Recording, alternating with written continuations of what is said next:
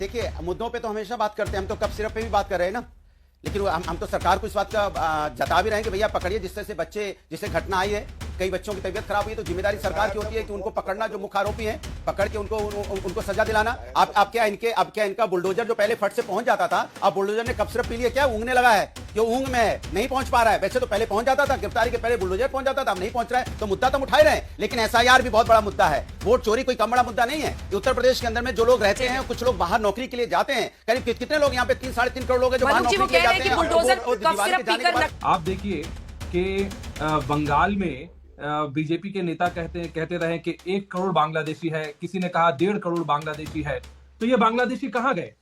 तो चलिए शुरू करते हैं। एक्शन।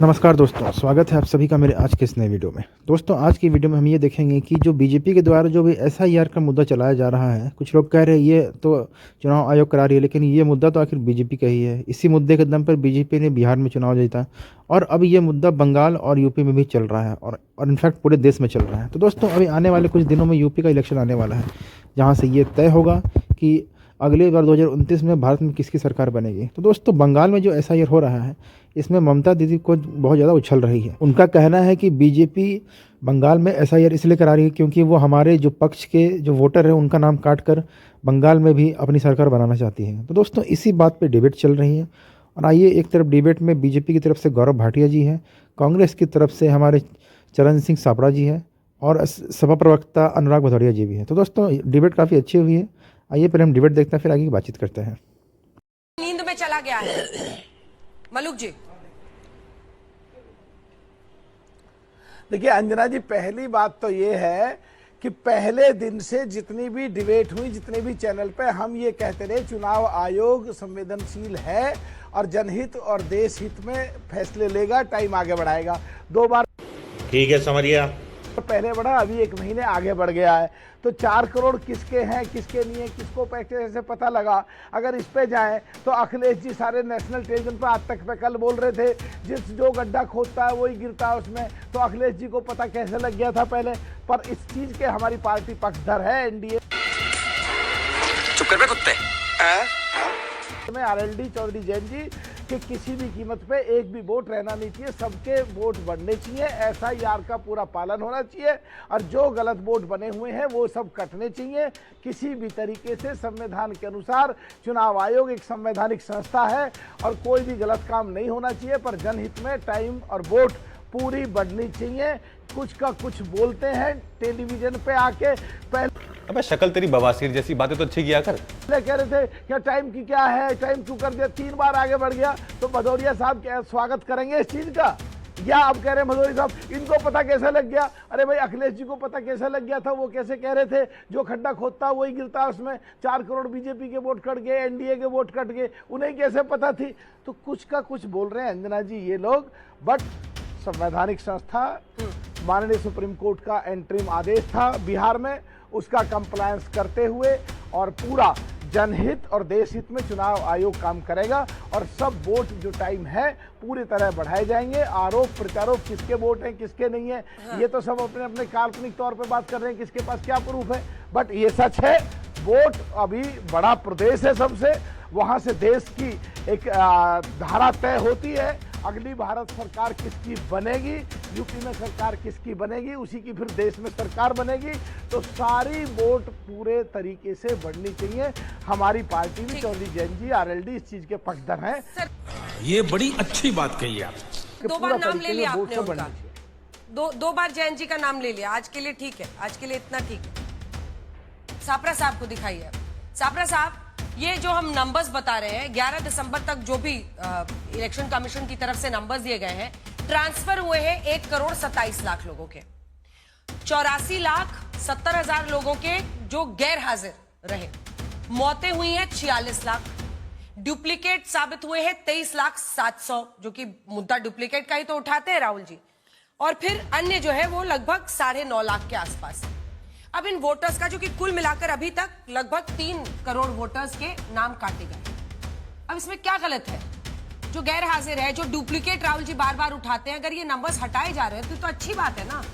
अभी बता है भाई, अभी बता है, अभी तूने गाड़ी में उंगली किया ना, अभी बता है ना जी। कांग्रेस पार्टी कभी भी एसआईआर के खिलाफ नहीं है, लेकिन जिस तरह से एसआईआर की प्रक्रिया चल रही है, हम उसके ऊपर आक्षेप उठाते हैं, उसके ऊपर प्रश्न चिन्ह उठा रहे हैं।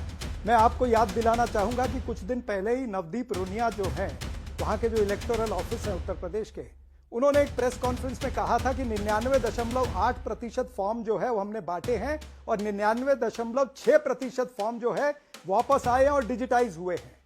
और फिर वही कहते हैं कि हमारे 2,91,00,000 फॉर्म जो है वो नॉन कलेक्टिव फॉर्म है, यानी कलेक्ट ही नहीं हुए। तो ये फॉर्म कहां गए? उन्हीं के आंकड़े और उन्हीं का 2,91,00,000 रुपए का 91 लाख का आंकड़ा। तो इसके बावजूद अगर योगी आदित्यनाथ को 4 करोड़ का आंकड़ा मिलता है, इनके दूसरे एक पूर्व सांसद जो है सुब्रत जो है, वो कहते हैं कि कनौज के अंदर हमने 3 लाख वोट जो है समाजवादियों के काट दिए गए। तो ये कहां से चल रहा है? यानी पहले तो विपक्षी जो है वही एसआईआर के नाम पर हाहाकार कर रहे थे, अब तो सत्ताधारी पार्टी भी हाहाकार मचा रही है। जली ना, तेरी भी जली ना। तो दरअसल चुनाव आयोग जो है ना, इसका भी नामकरण कर देना चाहिए। भारतीय जनता पार्टी आजकल नामकरण करने के दौर में लगी हुई है। तो ये चुनाव आयोग खुलेआम चूना लगा रहा है, इसका नाम चूना आयोग रख देना चाहिए पहले।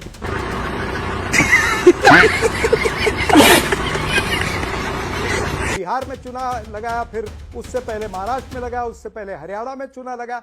तो ये चुनाव आयोग नहीं है, ये चुना आयोग है, ये पहली बात है।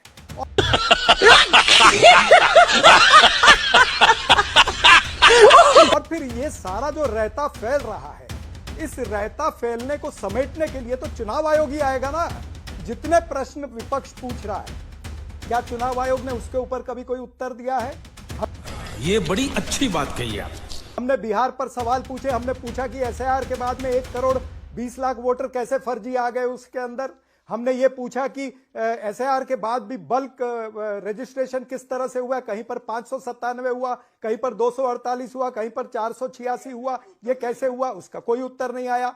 ब्लर फोटो का प्रश्न हमने उठाया बिहार के एसआईआर के बाद, उसका कोई उत्तर नहीं आया। तो तमाम सारे उत्तर जो एसआईआर के बारे में निर्वाचन आयोग से पूछे जा रहे हैं, उसके ऊपर कोई उत्तर नहीं आता। यानी ये एसआईआर जो है ये स्पेशल इंटेंसिव रिवीजन नहीं है, ये स्पेशल इंटेंसिव रिगिंग है। ये कहीं ना कहीं रिगिंग जो है ये इंस्टीट्यूशनलाइज हो रही है। भारतीय जनता पार्टी की कस्टमाइज्ड लिस्ट बन जाए, इसमें निर्वाचन आयोग और निर्वाचन आयुक्त मदद कर रहा है। अब ये जो हमारे यहाँ ऐसा ही होता है। समय भी यूपी के अंदर बढ़ा करके दिया है, हो सकता है वो इसीलिए बढ़ा करके दिया जो योगी आदित्यनाथ कह रहे हैं कि 4 करोड़ नाम मिसिंग है, हमारे भाजपा के वोटर है वो, तो इसीलिए इनको समय बढ़ा करके दे दिया गया है। तो निर्वाचन आयुक्त को सामने आना चाहिए, उन्हें कुछ हो सकता है, अंपायर बनना चाहिए, उन्हें बीजेपी का गोलकीपर नहीं लौट रही हूँ बनना साहब साहब। तौसीफ जी सब कुछ है ना, एक सेकंड तौसीफ जी बोल रहे हैं, उसके बाद आप ही को जवाब देना है। सब कुछ हो सकता है, ऐसा हो सकता है, कल्पना से तो बातें नहीं हो सकती ना। ये बड़ी अच्छी बात कही आप कि बिहार में भी चुनाव हुआ, उसके बाद मतलब कितने फर्जी वोटर्स निकले। अब सवाल है कि कांग्रेस पार्टी खुल के कह रही, क्योंकि एसआईआर कोई बीजेपी की लाई हुई चीज नहीं है, एसआईआर बहुत पहले से हो रहा है। ऐसे में आप लोग तो एसआईआर के खिलाफ खड़े हैं, डुप्लीकेट वोटर्स चाहते हैं, क्यों करने दिया जाए? अंजना जी, हम तो कभी भी एसआईआर के खिलाफ खड़े नहीं हुए, लेकिन जिस तरीके से हड़बड़ी में और बेईमानी के साथ बिना सही वक्त दिए एसआईआर किया जा रहा है, उसके खिलाफ खड़े हैं। ये तो बहुत ही क्लियर है। यही नहीं, अभी और सुनिए। आप देखिए कि बंगाल में बीजेपी के नेता कहते रहे कि 1 करोड़ बांग्लादेशी है, किसी ने कहा 1.5 करोड़ बांग्लादेशी है। तो ये बांग्लादेशी कहाँ गए? आज जो ड्राफ्ट रोल निकला है 58 लाख के लगभग नाम को मिटाया गया, और उसमें किस बिना पे मिटाया गया? हाफ इसमें ये कहते हैं कि ये इनका ये डेथ कर गए, बाकी के ये कहते हैं कि कुछ शिफ्ट हो गए हैं, परमानेंटली माइग्रेट हो गए, या कोई एब्सेंट, यानी कि जब बीएलओज आए फॉर्म फिलअप करने के लिए तो हो सकता है ये किसी दूसरे राज्य में अपने जॉब कर रहे हैं, अपनी नौकरी कर रहे हैं। ये बीजेपी आरोप लगा रही है। एक सेकंड, ये तस्वीरें हम दिखा रहे हैं, एक बार ये तस्वीरें दिखाइए। ये तस्वीरें हम दिखा रहे हैं आपको, और ये घूनी स्लम की है, इको पार्क न्यू टाउन के पास। ये पश्चिम बंगाल की घूनी स्लम एरिया की तस्वीरें। अब बीजेपी आरोप लगा रही है कि आग लगी नहीं, लगवाई गई है ताकि गुम दस्तावेज का बहाना बनाया जा सके। झूठ बोल रहा है। पूरे इस्लाम एरिया में ये दूधू कर आग लगी हुई है इस वक्त। देखिए, मन धड़क कहानी बनाना, इसमें बीजेपी एक्सपर्ट है। बीजेपी की एक झूठ वाली फैक्ट्री है जिसके लीडर है अमित मालविया जी। ये लोग एक मन धड़क कहानी बनाते हैं और ट्विटर में जो है सुतली बॉम्ब की तरह छोड़ देते हैं, जहां से ये झूठ जो है उनका फैलने लगता है। किस आधार पे ये कह रहे हैं? आप कहिए इनसे कि किस आधार पे कह रहे हैं। कोई प्रूफ है तो बताए, कोई मटेरियल है तो दिखाए, और अगर कुछ है वैलिड क्वेश्चन, प्रूफ है तो बताइए, क्योंकि इतना बड़ा आरोप कि ये इस्लाम में आग लगी नहीं है, लगाई गई है, मतलब गौरव जी। हाँ, मैं उत्तर दे देता हूँ। बोल। देखिए, सबसे पहले मैं कांग्रेस पार्टी की बात का उत्तर दे दूं। जब से नेशनल हेराल्ड के घोटाले का, गांधी परिवार का संलिप्तता सामने आई है, तो पूरा देश तो ये कह रहा है कि राहुल गांधी और सोनिया गांधी ने कांग्रेस पार्टी को चूना लगा दिया, और ये यहाँ चूना कह रहे हैं। मैं तो कांग्रेस पार्टी से ये कहूंगा, रायता किसने फैलाया? रायता फैलाया राहुल गांधी ने बिहार में। कांग्रेस की हालत ये हुई, बिहार में 6 सीटें आई थी अंजना जी।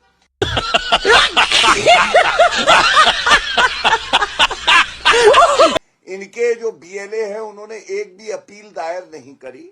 और सबसे बड़ी बात है, जो ओमर अब्दुल्ला है, वो तो इंडी अलायंस के साथी हैं। उन्होंने कहा एसआईआर कोई मुद्दा नहीं है।